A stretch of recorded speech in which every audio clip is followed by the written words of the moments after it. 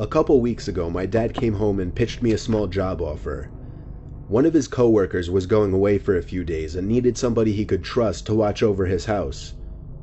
The reason my dad pitched this to me was because the man's house has a big CCTV system, basically a camera in every room, and then an operating desk where all screens could be watched on a big monitor.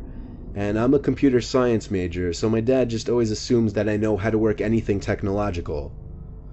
The man told my dad that he'd pay me $200 for the 2 days just to watch the house. Whatever that meant. My dad drove me to the house and introduced me to the man, whose name doesn't matter.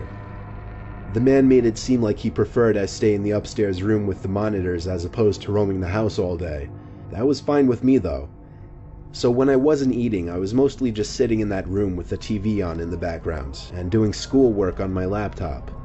Ironically, the thing I was doing the least was keeping an eye on the monitors. Night came. I started wondering where in the house I should sleep, since surprisingly, we hadn't discussed that. So I sat back down at the desk and looked at all the different rooms on the screens to see which rooms had beds or couches. I noticed something I wasn't expecting to notice though. The back screen door was open downstairs. I didn't remember it being open. I looked through each and every camera screen in a panic. In the living room, a closet door was open. This one I knew wasn't open earlier. I texted my dad to call the man and ask him if he came back home. Meanwhile, I continued watching the screen. On the grainy, dark image, a tall person who resembled only a black shadow on the screen stepped out from the closet. I pulled my arms off the desk as I covered my mouth with my hands in shock. As I did this, however, my left elbow pulled some heavy object from the desk onto the floor, creating a big thud. The person in the image very clearly moved their head up to the ceiling as a response to the noise. They went for the stairs, walking up very, very slowly, step by step.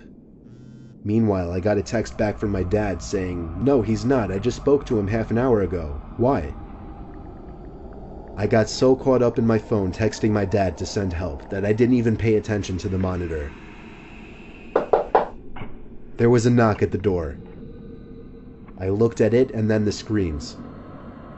The first screen I laid my eyes on was the one showing the person outside the door to the room I was in. When I remembered that door had no lock, the only thing I could think to do was jump out the window into the bushes below. I ran halfway down the block and then stopped when my dad called me. I had him call his friend and ask him if he was expecting somebody in the house. The man said he had no relatives or friends who had his key or would ever let themselves into his home. So he called the cops and had them review the footage. I got to watch all of it, and it showed everything. From the moment the intruder broke the glass to the backyard door, to the moment I jumped out the window and him running away shortly after. The intruder was never found. The footage was just too dark to identify his face.